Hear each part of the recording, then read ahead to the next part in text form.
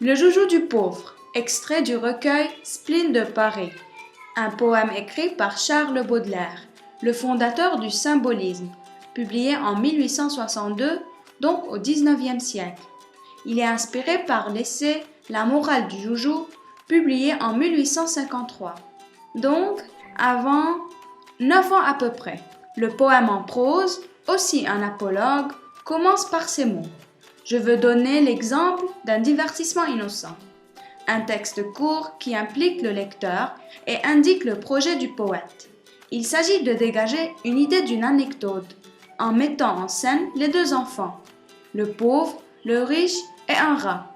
Le riche oublie son jouet et il est fasciné par le joujou du pauvre, un rat vivant. En effet, le terme rat vivant à la fin du poème présente l'anecdote centrale dont le philosophe Fondane énonce. Jolie fable, n'est-ce pas? Et qui ne comporte pas de moralité. Ainsi, on se pose les problématiques suivantes. Qu'est-ce que ce rat vivant? Quel rapport peut-il avoir avec la poésie? En premier lieu, on s'adresse au lecteur, à partir des premiers vers. Cette adresse forme une histoire qui commence par une rêverie, dont le synonyme flânerie. L'évocation de Baudelaire dans ses flâneries parisiennes est une manière d'être au monde, un regard attentif et qui suscite la rencontre. Ainsi, le lecteur fait partie du poème implicitement. Par ailleurs, une série de questions nous entraîne à analyser de la façon suivante. Qu'est-ce qu'un divertissement innocent? Quel rapport y a-t-il entre divertissement et morale? De même, pourquoi ce divertissement proposé ici est-il innocent? Comment le rat vivant représente-t-il un jouet? D'une autre part, ce poème représente une histoire en plusieurs étapes qui opposent deux univers. Et on retrouve trois parties. Premièrement, les deux contextes comportent d'un côté un vaste jardin, vers 13, et un joli château, vers 14. Ici, l'idée de protection est renforcée par la préposition derrière, retrouvée au vers 13. D'un autre côté, l'enfant pauvre. Il est mêlé à une nature plutôt hostile. On le retrouve par l'intermédiaire de la préposition entre, retrouvée au vers 20, accompagnée des termes appropriés à la nature, chardon et ortie, portant une image péjorative de la nature vierge qu'on connaît. Deuxièmement, les deux enfants.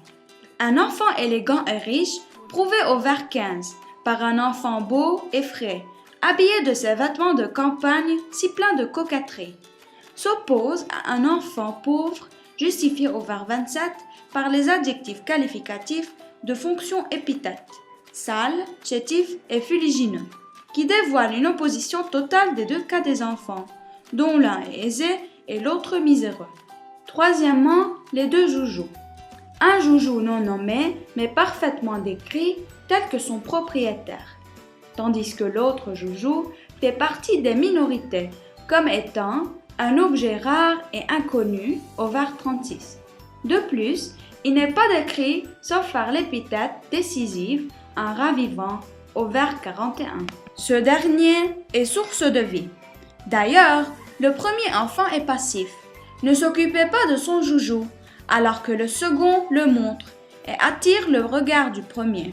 D'où la création d'une tension de ce regard fasciné de l'enfant riche. En outre, le poète semble introduire une sorte de morale.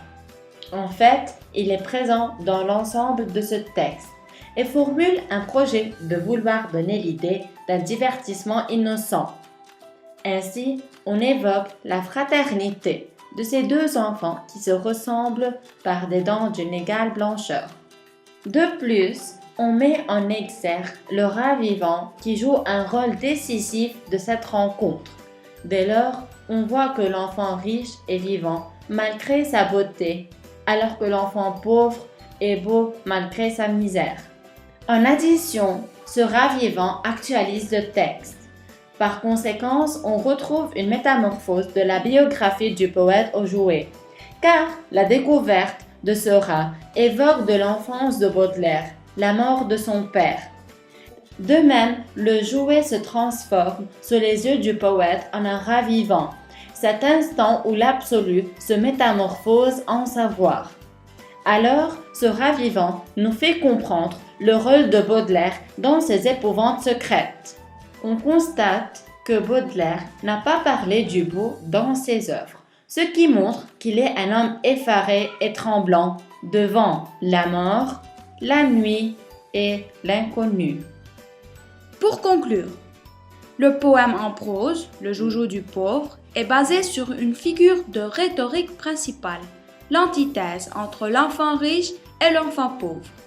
Nous constatons que l'enfant riche est fasciné par le jouet de l'enfant pauvre qui est un ravivant, alors que le riche en possède un beaucoup plus beau. La différence sociale est symbolisée par des barreaux. Ce que montre la thèse de Baudelaire est en faveur d'une égalité sociale. Ce texte est un apologue car il contient une morale implicite affirmant que nous sommes tous égaux. Comme nous pouvons comparer ce poème à une autre forme d'apologue, les fables de La Fontaine, qui délivrent toute une morale implicite ou explicite. Pour plus d'informations, visitez votre cerveau. Lecture analytique préparée par Marina Kamoa Et Désiré Abiasbek.